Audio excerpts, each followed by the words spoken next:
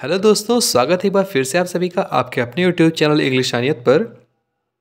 जहां पर आज हम डिस्कस करने वाले हैं बहुत ही प्यारा सा एसे जो कि चार्ल्स लैम्ब के द्वारा लिखा गया था, जिसका नाम है ड्रीम चिल्ड्रन। और इसका पूरा टाइटल है ड्रीम चिल्ड्रन अ रेवरी। रेवरी का मतलब होता है दिवा स्वप्न, यानी दिन में देखा गया सपना। दोस्तों, इससे पहले की वीडियो में हमने इसी एस्से को text bye text, word by word, जो कि बहुत ही लंबा, बहुत ही लेंदी एस्से था, तो इसको मैंने एक एक वर्ड में हिंदी में एक्सप्लेनेशन दिया है उसका। तो अगर अभी तक आपने वो वीडियो नहीं देखी है और आपको कंप्लीट एक्सप्लेनेशन चाहिए एक एक वर्ड का, तो आप वो वीडियो देख सकते हैं।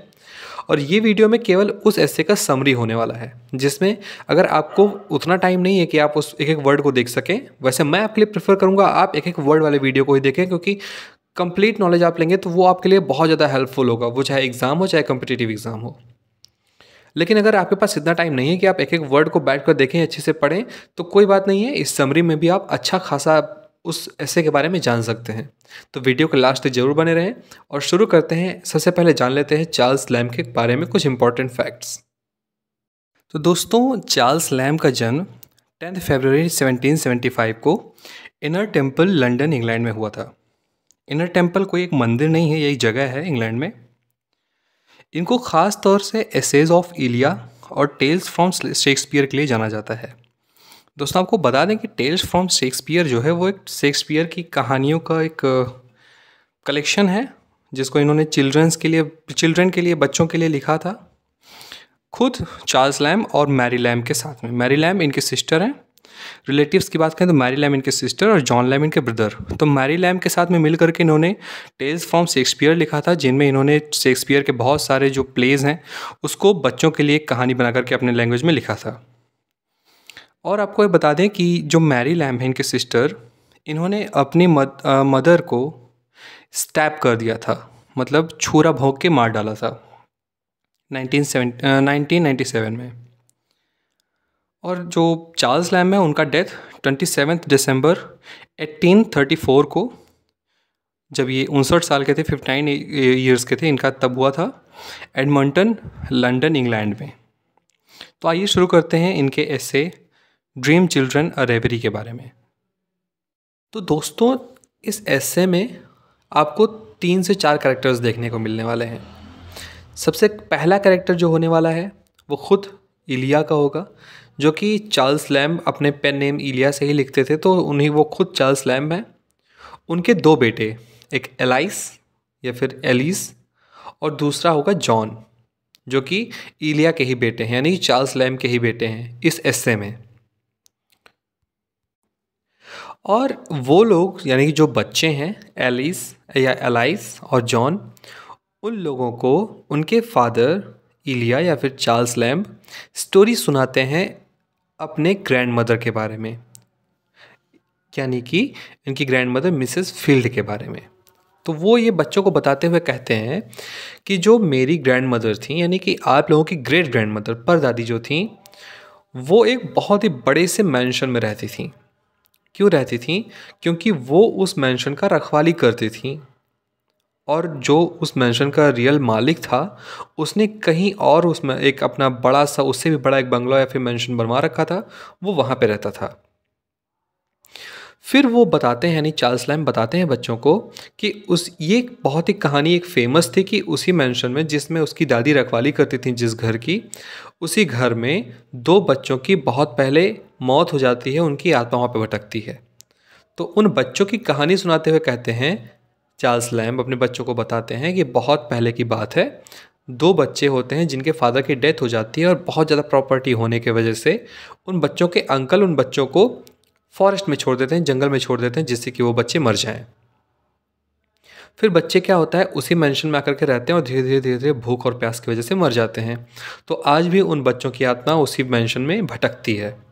लेकिन उसके बावजूद, चूँकि जो इनकी चार्ल्स लैम्ब की ग्रैंड मदर थी मिसेस फील्ड, वो बहुत ज़्यादा धार्मिक महिला है या थी, बहुत ही ज़्यादा पूजा पाठ करती थी। उनको बहुत सारे भजन या बहुत सारे बाइबल्स के, जो आप कह सकते हैं बाइबल्स के पोम्स होते हैं, है ना, टेस्टामेंट्स होते हैं, वो सारी चीज़ें, बहुत ही चीज़ें अपने आप से बाय हार्ट याद थी। इसलिए वो उन बच्चों से डरती नहीं थी, भूतिया बच्चों से, और वो अकेले ही सोती थी उस बड़े से मेंशन में। जबकि खुद की बात करते हैं और बताते हैं कि मैं बहुत ज़्यादा डर जाता था।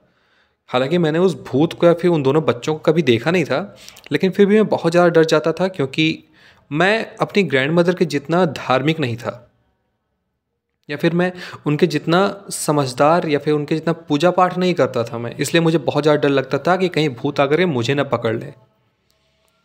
और फिर वो आगे बताते हुए कहते हैं कि जो मेरी ग्रैंड मदर थी वो अपने जो उनके ग्रैंड चिल्ड्रन यानी जो उनके पोते थे, है ना, वो बहुत ज़्यादा अपने पोतों से लगाव रखती थी।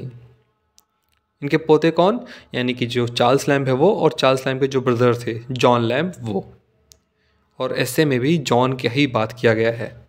ठीक है, तो वो बताते हैं आगे ये कहते हुए अपने बच्चों से बताते हैं कि जॉन लैम्ब को सबसे ज़्यादा प्यार करती थी दादी।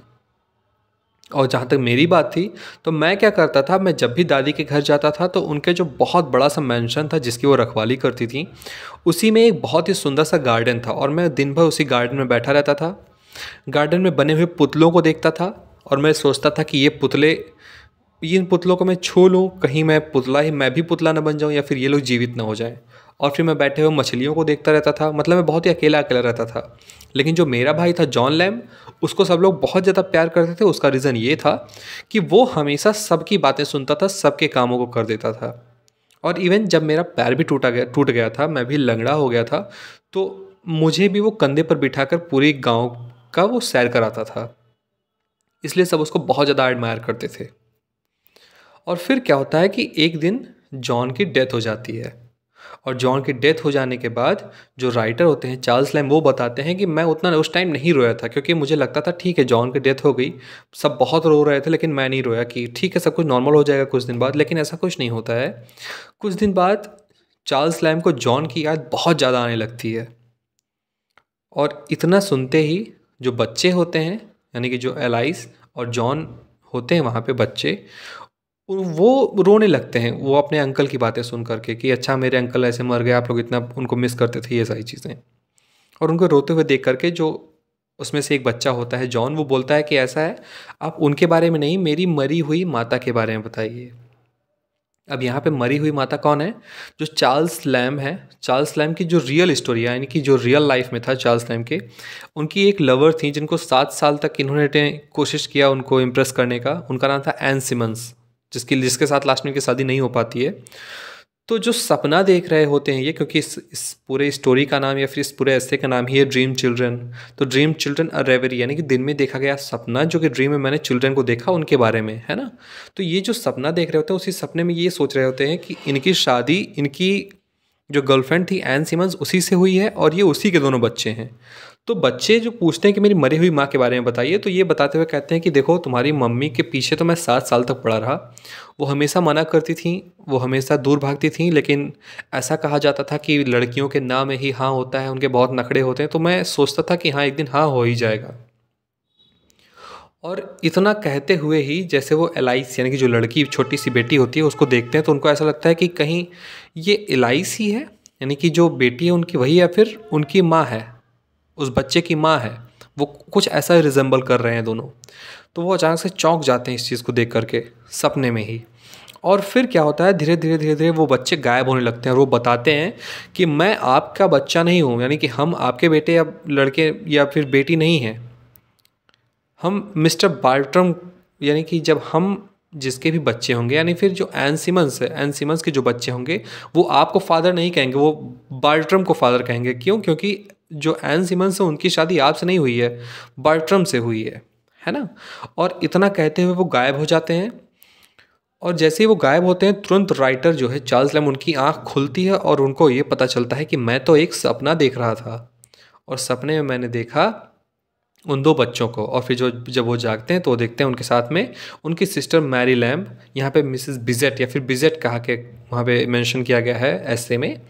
तो वो पाते हैं कि वो एक आर्म रेस्ट वाले चेयर पे बैठे हुए हैं और साथ में उनकी सिस्टर भी बगल में बैठी हुई है, और इतना कहते ही ऐसे ख़त्म हो जाता है। तो दोस्तों यही समरी था ऐसे का। अगर आपको ये समरी समझ में आई हो तो बहुत अच्छी बात है। अगर कुछ भी आपको अनकंफर्टेबल लग रहा हो, कुछ भी आपको ना समझ में आया तो आप कमेंट कर सकते हैं। और मैं आप लोगों से कहूँगा कि अगर आप लोग के पास थोड़ा सा टाइम है तो आप टाइम निकाल के उस ऐसे को एक बार ज़रूर पढ़ लें जो मैंने अभी पोस्ट कर दिया है, ठीक है, मैंने आपके नेट पे यूट्यूब पे डाल दिया है, आप मेरे चैनल में जाकर के पा जाएंगे वो ऐसे। मैंने वर्ड बाय वर्ड आपको बताया है, और आप बिलीव मानिए जब आप कोई चीज़ बहुत ही अच्छे से गहराई से पढ़ते हैं तो उस चीज़ का असर आपके दिमाग में बहुत दिन तक रहता है। आपके एग्जाम्स में वन वर्ड आंसर क्वेश्चन आ सकते हैं उस चीज़ से, तो आप बहुत आराम से दे सकते हैं। कोई भी क्वेश्चन आंसर उस चैप्टर से या फिर उस ऐसे से आ जाए तो आप आराम से दे सकते हैं। तो बस मेरा यही आपसे उम्मीद है, यही आपसे कहना है कि आप आराम से आकर के उस ऐसे को पढ़ें। रात में ईयरफोन लगा ले कान में, आराम से लेट जाएं, सोते टाइम लेटते टाइम आराम से सुने, या फिर पढ़ते टाइम नोट्स बनाए तो उसको सुने, और वो आपको अच्छे से आ जाएगा। ठीक है, मिलते हैं अगली वीडियो में, तब तक अपना ख्याल रखिए। धन्यवाद।